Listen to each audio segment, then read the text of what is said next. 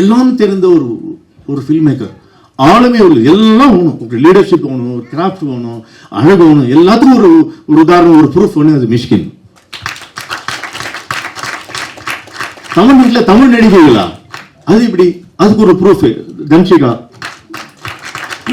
Media இருக்கும் வரை இந்த நபரை மறக்க முடியாது. யூகியுடன் பேசலாம், சேதுவுடன் பேசலாம். இருண்ட வானையும் அண்ணாந்து ரசிக்க செய்யும் இவரின் பேரின்ப பேச்சு. உற்று கவனித்தால் உள்ளுக்குள் தெரியும் குசும்பு. காமெடியில் அசத்தும் பஞ்சதந்திர பாமரன். கமல் முதல் விமல் வரை நட்பு பாராட்டும் யூகி சேது அவர்களை உங்கள் முன் பேச வைக்கிறோம்.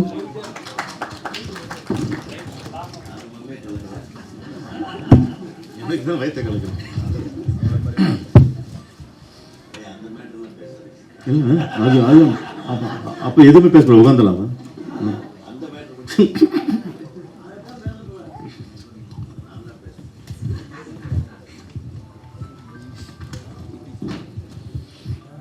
எல்லோருக்கும் முதற்கண் வணக்கம். ராதிகா மாஸ்டர், நான் ஒரு படம் பண்ணி முடிச்சிருக்கேன். அதுக்கு வந்து ராதிகா மாஸ்டர் தான் choreographer for all the songs. That's one of the main reasons I'm here. And இந்த படம் த ப்ரூஃப் அப்படின்னு ஒரு அருமையான ஒரு டைட்டில் கொடுத்துருக்காங்க. இது common for all languages. Already is trilingual. Tamil, Telugu, ஹிந்தியில் பண்ணுறாங்க. நல்ல சாதுரியமான ஒரு முடிவு. லோ பட்ஜெட் ஃபில்ம்ஸ், சின்ன இடத்துல எடுத்து ஃபனல் இப்படி மேலே போகிற மாதிரி மோர் சேல்ஸ் ஏரியாஸ் ஓப்பன் பண்ணுற அளவுக்கு ஒரு சாதுரியமான ஒரு முடிவு. ஒரு அன்ஃபேர் அட்வான்டேஜ் ஒன்று இருக்குது நம்ம மிஷ்கினுக்கு இருக்கிற மாதிரி. அது நம்ம யூஸ் பண்ணிக்கிறது பொறுத்து இருக்கு. மிஷ்கினுக்கு அழகான சிரிப்பு வரும், நான் சிரிக்கவே மாட்டார். கோவத்துக்கு இருப்பார். அருமையான கண்கள், அது கூலிங் கிளாஸ் போட்டு மறைச்சிடுவார். நமக்கு பகல் வேலையில் வந்து எழுத்தாப்பில் எம்ஜிஆர் சிவாஜிக்கு வித்தியாசம் தெரிய மாட்டேங்குது. ராத்திரியில் 12 மணிக்கு ஊசியில் நூல் கோக்கிற அளவுக்கு கூலிங் கிளாஸ் போட்டு அந்த அளவுக்கு ஒரு அட்வான்டேஜஸ் இருக்கு. He has an unfair advantage there. அவர் படம் ட்ரெயினில் நான் நடிச்சிருக்கேன். அவர் நடிச்சு காட்டுறாரு, ரொம்ப வயிற்றுச்சலாக இருந்தது. அந்த கண்ணும் அந்த சிரிப்பு எங்கிட்ட இல்லையே அப்படின்னு.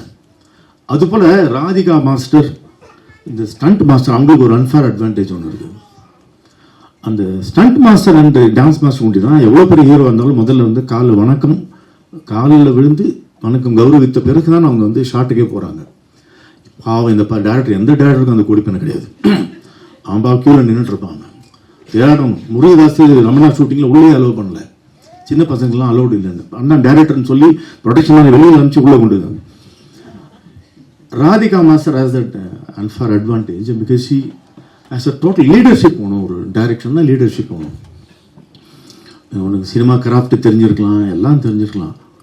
லீடர்ஷிப்னா நம்ம மிஷ்கின் மாதிரி total control, both craft, the people, everything, the business of it, the industry of it. So அவங்களுக்கு வந்து எல்லாரும் மேய்ச்சி கட்டி அவங்களுக்கு வந்து ஒரு ட்ரைனிங் இருந்ததுனால it is easy for them to direct a film. அதான் வந்து ஸ்டண்ட் மாஸ்டர்லாம் வந்து டைரக்டர் ஆயிடுறாங்க. பிரபுதேவா டைரக்டர் ஆயிடுறாரு. புதுசாக ஒன்று வந்திருக்கு. இப்போ அவங்களோட சன் தீபக் இந்த பக்கம் மியூசிக் டைரக்டராக இருக்கு. இந்த படத்தில் அறிமுகப்படுத்திருக்காங்க. தீபக் நல்ல 6 feet 4 inches ஹைட்டு. அவர் என்ன ஆகணும்னு கேட்டால் ஆக்டர் ஆகணும்னு சொல்றதுக்கு பதில் மியூசிக் டைரக்டர். ஏன்னா மியூசிக் டைரக்டர் அடுத்தது ஆக்டர் ஆகிடலாம் ஈஸியா. அது ஜிவி பிரகாஷாவோ விஜயாண்டனோ அடுத்தது. ஸோ இன்னொரு ஷார்ட்கட் எந்த அந்த காலத்தில் நவாப் ராஜமாணிக்கம் பிள்ளை இல்லை பாய்ஸ் கம்பெனி எல்லாம் கிடையாது. மியூசிக் டைரக்டர்ட்டா நேரம் ஆக்டர். அடுத்த படம் ஹீரோ வந்து எனக்கு தெரிஞ்சு 100% நோட் பண்ணிக்கோங்க. இதை நான் த்ரிஷா கிட்ட சொன்னேன். த்ரிஷா என் ஷோவில் வந்தப்போ நான் சினிமாக்கு எனக்கு சம்மந்தம் இல்லைன்னு சத்தியம் பண்ணிச்சு. நீ எழுதி வச்சுக்கோ, நீ வந்து 2 வருஷத்துல நீ சினிமா நடிக்கணும். 6 மாதத்தில் வந்துச்சு. அதுபோல் ஒரு வந்து தீபக் வந்து சும்மா இதான் நாமக்கே வாசி நின்று கொஞ்சம் எல்லாரும் பாருங்க, அவர் பாருங்க சும்மா மியூசிக் டைரக்டர்னா ஆக்டர் ஆகலாங்கிற ஒரே ரீசனுக்காக தான் மியூசிக் பண்ணிடுறேன் படத்தில். I wish you extraordinary success in the music of this film as well as your career as an actor.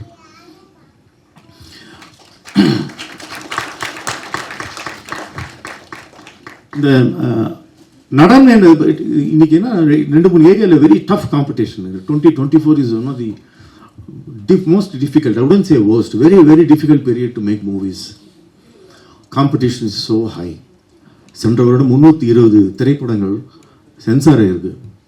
எத்தனை ரிலீஸ் ஆச்சு, எத்தனை ஓடி இருக்கு, 1895 கண்டுபிடிக்கப்பட்ட இந்த திரைப்படமானது இதுவரைக்கும் உலகம் ஃபுல்லா எந்த கண்ட்ரி எடுத்துக்கொண்டாலும் 8-10% தான் வெற்றி பெற்றிருக்கிறது இன்று வரை. சினி லிட்ரஸின்னு ஒன்று இருக்கு. சினிமா வளர வளர நம்ம தொழிலை கற்றுக்க அந்த percentage of success should increase, right? It is never increased. பல காரணங்கள் உண்டு, பல விழுமிகள் உண்டு. அதில் என்னன்னா கோட்ஸ் மாறிட்டே இருக்கு, ட்ரெண்ட் மாறிக்கிட்டே இருக்கு, அப்புறம் மக்களுடைய விகிதாச்சாரம் மாறிட்டே இருக்கு, புது புது ட்ரெண்ட் வருது. முன்னே சேட்டலைட் இருந்தது, அது போச்சு, ஓட்டிட்டு இருந்தது, அது போச்சா இல்லையான்னு தெரியல.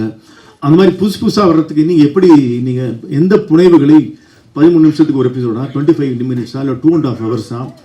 That's why people make short films find very difficult to make a feature film. உலகத்திலே வந்து very difficult to make a movie is India and more so in Tamil. எங்கேயுமே இன்டர்வல் கிடையாது உலகத்தில் எங்கேயுமே.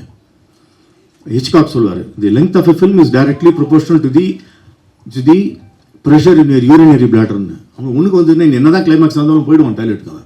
அதுக்கு முன்னாடி முடிச்சுக்க படத்தை. என்ன நம்ம ஊரில் இன்டர்வல் விடுறான். ஸோ அதனால தான் நல்லா கவனிச்சிங்கன்னா ஃபர்ஸ்ட் ஹாஃப் வந்து நல்லா இல்லைங்க, செகண்ட் ஹாஃப் நல்லா இருக்குன்னா படத்தில் கதை இருக்குன்னு அர்த்தம். நீ செகண்ட் ஹாஃப் தான் கதையை சொல்ல ஆரம்பிக்கிற. ஸோ இந்த எக்ஸ்ட்ராடனரி சர்க்கம்ஸ்டன்ஸ் ஆஃப் இன்டர்வல் இதில் இந்தியாவில் வேண்டி தான் உண்டு. தமிழ்நாட்டில் உள்ள ஒரு பெரிய குடும்பம் என்னன்னா, கேரளா இந்த பக்கம், கர்நாடகா இந்த பக்கம், ஆந்திரா இந்த பக்கம், நடுவில் தமிழ்நாட்டு சாண்ட்விச் ஆயிருக்கு. ஸோ நம்ம ஆளுங்க ஆடியன்ஸ் வந்து most difficult audience to make a movie. Radhika would face that is to please Tamil audience. ரொம்ப டஃப் இல்லை? அவன் கேரளாவோட ரியலிசம் கேட்பான், ஆந்திராவோட கருப்புத்தன்மை கேட்பான், கர்நாடகாவோட லோ பட்ஜெட் கேட்பான். எல்லாத்தையும் சேர்ந்து எப்படி பண்ணுறது? அது என்ன படம் பண்ணுறது? Very difficult to make. அதில் நம்மளால ரொம்ப டிமாண்டிங் வேறு. எனக்குலாம் வந்து தெரிந்து தெளிவுகள் வலுவன்னு சொன்னது போல தெரியும், ஆனால் தெரியாத மாதிரியே கேள்வி கேட்போம். நம்ம வந்து செகண்ட் ஸ்டாண்டர்டு அட்மிஷன் வாங்குறதுக்கு அப்ளிகேஷன் வாங்க போயிருக்கோம். என்ன சார் அப்ளிகேஷன் வாங்குறது? இல்லை சிபிஐ என்ன தேடுது, ஒழிஞ்சிக்கலான்னு வந்தேன். நடுவில் தியேட்டரில் இன்டர்வல் கேட்போம், படம் பார்க்க வந்தீங்களான்னு கேட்போம். இல்லை கடங்காரன் தொல்லை தாங்களேன்னு சினிமா தேட்டருக்கு வந்தேன். சாமி வேண்டிங்க இருக்கும், தூதாரம் நடக்கும், இல்லை சாமி வேண்டிக்குவான்னு முட்டிகிட்டே கேட்பான். இல்லை சிலை தேடலாம் வந்துருக்கலான்னு. அது 12 மணிக்கு ஃபோன் பண்ணி கேட்பான், என்ன சார் தூங்கிட்டீங்களான்னு பா. என்ன அநியாயமாக இருக்குன்னு. என்ன இதே நம்பர் 82762227? ஆமாம். அதுக்கப்புறம் அப்படின்னு நம்மகிட்ட அளவலகி 228229. என்ன சார் கிண்டல் பண்ணுறீங்க? என்ன பண்ணி நிற்கிறீங்களா? கரண்ட் அஃபேர்ஸ் வீட்டில் டிவி பார்த்துங்கிறாங்க. கரண்ட் அஃபேர் எப்படி சார் டிவி பார்க்க முடியும்? நீ ஃபோனை கூட பேச முடியும். அப்போ தான் வைப்பான், ஃபோனில் வைக்க மாட்டான். இந்த மாதிரி டிஃபிகல்ட் ஆடியன்ஸ்க்கு என்ன படம் பண்ணுறது? Very demanding. 120 rupees கொடுத்துட்டான், சேர் உட்காந்துட்டான். he is the owner of that entire seat. I have given my protocol is over. என்னுடைய ப்ரோட்டோகால் நான் தீர்த்துட்டேன். 120 ரூபாய் கொடுத்துட்டேன். நீ காட்டுறாஜா அப்படின்னா 250 ரூபாய் கல்வி தரணும் கேட்குறான். ஓடி போனவங்க ஷகிலா படத்துக்கு 120 ரூபாய், பாகுபலிக்கு 120 ரூபாய். அவன் என்ன வெயிட் பண்ணுவான்? how you weigh? So therefore we are under very difficult circumstances. இந்த பக்கம் இன்னொரு பக்கம் என்னன்னா, சிறிய படங்கள் வந்து சிறிய லாபமோ இல்லை சிறிய நஷ்டம், சின்ன ஹைட்ல இருந்தாலும் பெருசாக அடிப்படாது அப்படிங்கிற ஒரு அட்வான்டேஜ். பெரிய படங்கள் வந்து யானை படத்தாலும் குதிர மாட்டோம், ஏதோ ஒரு வேலைக்கு வித்துருவாங்க அப்படின்னு. அந்த நடுத்தர படங்கள் தான் வந்து மிடில் கிளாஸ்ல வந்து suffering for the last 20 years. Fortunately, last year the successful films, more than a dozen films, have been middle budget films, which is a very good news. That way, for Radhika, 2024, you are broken new grounds. You are a very intelligent person. Radhika அவனுடைய நம்ம சாந்தி மாதிரி, நான் சாந்தி 33 வருஷத்துக்கு அப்புறம் நான் பார்க்குறேன். அதெல்லாம் born for dance. ஒல்லியா இருப்பாங்க, அது தென்றல் மாதிரி இருக்கும். யார் கற்றுக் கொடுத்தா அவனுக்கு இந்த டான்ஸ்? ஏன் இவ்வளோ அழகாக ஆடுற? நம்மளுடைய tradition of dance is the most difficult competition இது. அதில் ராதிகா டான்ஸ் மாஸ்டரோ இல்லை சாந்தி டான்ஸ் மாஸ்டரோங்கிறது ரொம்ப டிஃபிகல்ட்டு. ஏன்னா உங்களுக்கு இலக்கு வந்து ஹீராலில் ஆரம்பித்து பிரபுதேவா வரைக்கும் காட் ஆஃப் டான்ஸ். அந்த குண்டுமல்லி 2 ரூபாய் அந்த எஸ்பிபியும் பிரபு அந்த dance is enough for you to show how great in Tamil cinema is. அந்த காம்படிஷன்ல இவங்க டான்ஸ் மாஸ்டர் பண்ணியிருக்கீங்க அப்படிங்கிறது. அதே போல இன்னைக்கு இருக்கிற டாப் காம்படிஷன் படத்தை டைரக்ட் பண்ணிருக்கீங்கிறதுலாம் வந்து பிரம்ம பிரயத்னம். Impossible. You done the most impossible. அந்த விமன் டைரக்டர்ஸ்க்கு அது ஒரு பெரிய அட்வான்டேஜ். அதான் சொல்லிட்டு இருந்தேன். பின்னாடி குவைட்டாக ஒரு ஆள் நின்றுட்டே இருந்தார். கேட்கலாம், அது ரொம்ப டெம்டிங்காக இருந்தது ராதிகா கிட்ட. அவங்க ஹஸ்பண்டா அப்படின்னு. ஏன்னா உள்ள குவைட்டாக நிற்கிறார் பின்னாடி பயத்திலே. ஆமான்றாங்க பாருங்க. அதான் சொன்னார், தாய்மொழி ஏண்டா பேர் இருந்துன்னு தந்தையை பேச விட்டாதானே. இவங்க பெண்கள் வந்து இப்போ நான் வந்து எனக்கு சாந்தி எப்படி தெரியும்னா, I made 12 songs for propaganda for Jayalalithaa. அதில் ஆர்டினரி சாந்தி ஒரு ஆளுமை பாருங்களேன், ஜெயலலிதாவோட ஆளுமை பாருங்களேன். When they take the leadership, it's one ton different, it's very different. அவங்களுடைய ஆளுமையும் அவங்களுடைய, ஏன்னா ஒரு பெண்ணுங்கிறதே வந்து இவன் டாவடித்த ஓடிடுறாங்கல்ல, அவங்களே அவங்கள யோசிக்கிறாங்க, இவனை டாவடிக்கலாமான்னு. எல்லா பொறுப்பும் இவளுடையதாகிறது. It is economic, it is burden, everything. அவ முன்னோக்கி பார்க்குறான். Women don't grow beyond 40, men start growing after 40. அது ஒரு தலையெழுத்து. என்ன பண்ணுறது? அதுக்காக 40 வயசு அவனுக்கு மெச்சூரிட்டி இருந்தப்போ நீங்கள் வெயிட் பண்ணிட முடியாது. நீங்கள் அவ்வளோ சீக்கிரம் மெச்சூர் ஆகிறீங்க, அவ்வளோ சீக்கிரம் you have a control over the இது. எனக்கு வந்து ராதிகா என்னோட படத்துக்கு டான்ஸ் மாஸ்டர் இருக்கும்போது எனக்கு தோணும், ஐயோ சீனை கூட இங்கே வச்சு டைரக்ட் பண்ணி சொல்லிடலாமே. அவ்வளோ ஈஸியாக இருக்குது எனக்கு, அவ்வளோ கம்ஃபர்டபுளாக இருக்குது. She is a no nonsense person. She is able to wield control on the set without making any noise. இருக்கிற இடமே தெரியாது, சைலண்டாக குவைட்டாக இருக்காங்க அவங்க ஹஸ்பண்ட் மாதிரியே, ஆனால் வேலை நடக்குது. அது எப்படி என்னன்னு தெரியல எனக்கு, ஆனால் அவ்வளோ கம்ஃபர்டபுளாக இருக்குது. கேட்டுக்கிறாங்க, காலையில் விழுந்ததா இல்லைன்னு தெரியல, ஆனால் நம்ம கேட்டதோட 2 மட்டும் இங்கே ப்ராடக்ட் வருது. You are an excellent human being. ஒரு சின்ன விஷயத்தை சொன்னால் ஒரு அப்படி நடனம் அப்படி ஆடி காட்டுறாங்க. அது என்ன சாந்தி மாதிரி. யார் கற்றுக் கொடுத்தா உங்களுக்கு இதெல்லாம்? ஏன் அவ்வளோ அழகாக இருக்குது நீங்கள் பண்ணுறதெல்லாம்? அவ்வளவு பை நேச்சர் கிரேஸ்ஃபுல். நீங்கள் by nature you are extraordinary human being. You are like a flower. when you start having control, your film has to be nice. நீங்கள் படம் வந்து ரிலீஸ் பண்ணுறதுக்கு முன்னாடி வெற்றி பெற்ற படம் இது. இது வந்து என்னோட தெளிவாக ராஜனை அழகாக சொல்வார். Because he knows the nuances of production. Proof வந்து தமிழ்நாட்டில் வந்து திரைப்பட தயாரிப்பாளருக்கு யாராவது குரல் கொடுக்காது, என்னடா ப்ரூஃப் அப்படின்னா ராஜன் இருக்காரு. ஒரு ஒப்பற்ற ஒரு சினிமான்னு சொல்லுங்க திரைக்கதையில, அதுக்கு என்னடா ப்ரூஃப்னா கிழக்கு வாசகர்கள், அதுக்கு ப்ரூஃப் இருக்காரு உதயகுமார். எனக்கு இன்ஸ்டியூட்ல 1 வருஷம் சீனியர், பட் என்னோட க்ளோசஸ்ட் ஃப்ரெண்ட் சினிமா நாசருக்கு அப்புறம் உதயகுமார் தான். அப்புறம் வந்து ஒரு குவிண்டெசென்ஷியல் ஃபில்ம் மேக்கர், எல்லாம் தெரிந்த ஒரு ஃபில்ம் மேக்கர். ஆளுமே எல்லாம் வேணும், ஒரு லீடர்ஷிப் வேணும், ஒரு கிராஃப்ட் வேணும், அழகு வேணும், எல்லாத்துக்கும் ஒரு உதாரணம், ஒரு ப்ரூஃப் வேணும். அது மிஷ்கின். தமிழ் வீட்டில் தமிழ் நடிகைகளா? அது இப்படி, அதுக்கு ஒரு ப்ரூஃப் தன்ஷிகா. இந்த மாதிரி இந்த படம் ப்ரூஃப் பேர் வச்சிருக்கிறது நிறைய ப்ரூஃப் இருக்கு உங்களுக்கு. இந்த மாதிரி விஷயங்கள் நிறைய டேலண்ட்ல. I am very happy about this whole thing. And Tamil சினிமாவில் என்னன்னா 20 நிமிஷம் பாட்டு, 28 நிமிஷம் பாட்டு டான்ஸ் மாஸ்டர் பார்த்துப்பாங்க. 20-25 மினிட்ஸ் ஸ்டண்ட், அது ஸ்டண்ட் மாஸ்டர் பாட்டு. மிச்சம் இருக்கு பாருங்க, இங்கே தான் வெளியே. காதலிக்கு நேரம் கதையை தோடு வைப்பாருங்க, கல்லுக்கு எடுக்கல நாகேஷ். ஸோ வந்து வகைக்கு ஸ்டண்ட் மாஸ்டர் ஓகே, சதைக்கு டான்ஸுக்கு சொன்னால் ஓகே. அந்த கதை அதுக்கு தான் சரக்கு மாஸ்டருக்கு எடுத்துன்னு வரணும். அந்த மாஸ்டர் தான் இல்லாமல் தவிக்குது சினிமா ஃபுல்லாக. That is one area which is never been polished. நீங்கள் அந்த ஏரியாவுக்கு வந்துட்டீங்க. ஸோ டான்ஸ் மாஸ்டர்ஸ்லாம் டைரக்டர் வந்துட்டீங்க. இந்த மாதிரி டைரக்டர் நாங்கள் ஆதி பண்ண நடுவே போயிட்டோம். டோட்டல் கன்ஃபியூஷன் இருக்கு இண்டஸ்ட்ரி. அது வந்து அது ஒன்று தோணுது எனக்கு. You made your first step is a baby step. ஒரு டான்ஸ் மாஸ்டருக்கு ஸ்டெப்லாம் சொல்லி தர வேண்டிய அவசியம் இல்லை. Every step of yours is going to be nice and extraordinary. I wish you an extraordinary success. But ஒரே ஒரு சின்ன ரிக்வஸ்ட் என்னன்னா, நீங்கள் டைரக்டர் ஆட்டிங்கன்னா அந்த டான்ஸ் மாஸ்டர் அந்த தொழில் மட்டும் விட்டுறாதீங்க. அது ரொம்ப ரேர். நீங்கள்லாம் டான்ஸ் மாஸ்டர் அவ்வளோ comfortable for a film maker. அதை மட்டும் நீங்கள் விட்டுறாதீங்கிறது என்னுடைய ரிக்வஸ்ட்டு. இப்போ நிறைய சொல்லணும்னு ஆசையாக இருக்குது. ஆனால் I will finish with this because ஏன்னா இப்போ தமிழ் சினிமாவிலே படம் எடுக்கிறது ரொம்ப டஃப்பாக இருக்குது. இப்போ என் படத்துக்கு கூட நான் வந்து மலையாளத்தில் டைட்டில் வைக்கலாமான்னு பார்க்குறேன். ஒரு ஜோக் இருக்குது, என்னோட அடுத்த படத்துக்கு ஒரு ஜோக் இருக்குது. என்ன படம் எடுத்தான்? ஒரு மலையாளம் ப்ரொடியூசராக பேசுகிறான் ஃபோனில். என்ன படம் எடுத்தீங்க? நான் ஷக்கீரா வச்சு ஒரு படம் எடுத்தேன், அது ஒண்டி போனவள் அப்படின்னு. என்னாச்சுண்ணா? படம் ஒண்டி போச்சுங்க, அப்புறம் ப்ரொடியூசர் காணாம போயிட்டாருண்ணா. அடுத்த படம் ஒன்று எடுத்தேன், அதே வேறு இன்னொரு படம் எடுத்தேன், ஓடி போனவள். அவன் ஓடி போயிட்டான், அவன் படம் ஓடலண்ணா. ஜென்ரல் நாங்கள் கேள்விப்பட்டதே இல்லை. மலையாளத்துலையும் கேள்விப்படல, தமிழ்லையும் இல்லை. மலையாளத்தில் பண்ணி ஸ்ட்ரைட் டப்பிங்கா. ஸோ மலையாளத்தில் பண்ணிட்டு மலையாளத்தில் ரிலீஸ் பண்ணுறதுக்கு இல்லை, தமிழ்நாட்டில் ரிலீஸ் பண்ணுறதுக்காக ஸ்ட்ரைட் டப்பிங்.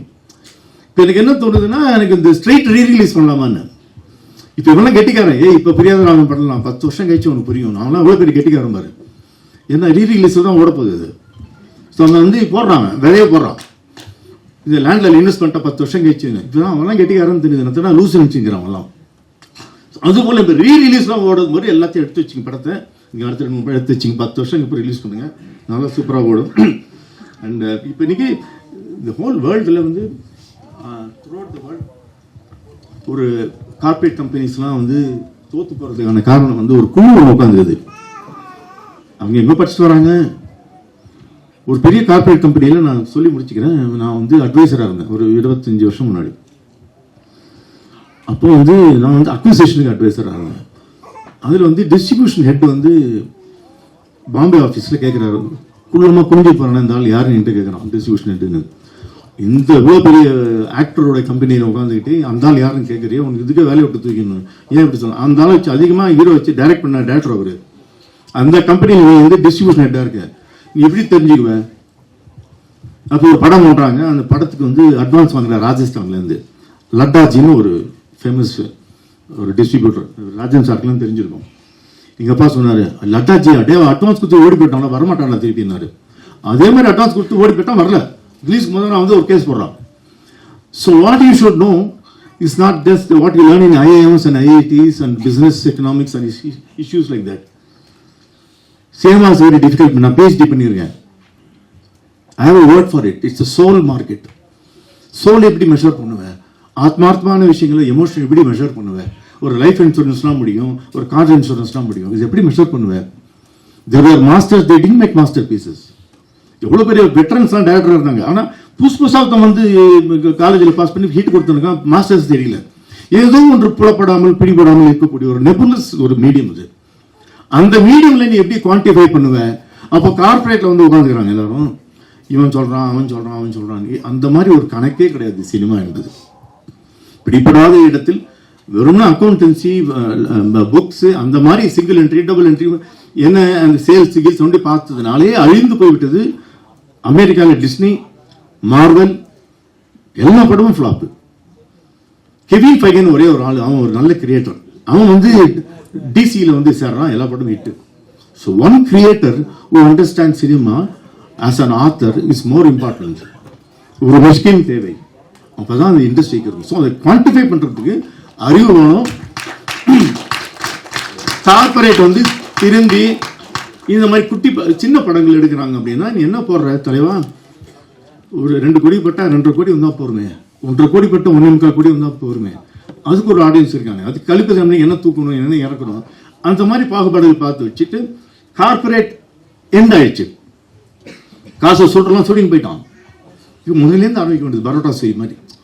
இப்போது இனிமேல் பிள்ளையார் சுட்டு ஆரம்பிக்கும் போது பெரிய பெரிய கம்பெனிஸ் ஷுட் அண்டர்ஸ்டாண்ட், இதுதான் பாதை, இதுதான் எல்லா படங்களையும் என்கரேஜ் பண்ணி காசை இழக்க வேண்டாம். ஆனால் 320 படங்களில் வந்து ஒரு 10 படம் தான் ஓடுதுன்னா அது ரொம்ப கேவலமான ஒரு விஷயம். ஸோ இந்த மாதிரி தருணத்தில் டஃப் காம்படிஷனில் ராதிகா வந்து நீங்கள் வந்து முதல் பாதை எடுத்து வச்சிருக்கீங்க. பார்க்கும்போதே அது வந்து உங்களுக்கு வந்து போட்ட காசு திருப்பி வருங்கிற ஒரு நம்பிக்கை வருது. ப்ரொடியூசர் கோமதி எங்கள் அம்மாவோட பேர். I'm very happy that your first enterprise is going to be a very beautiful step.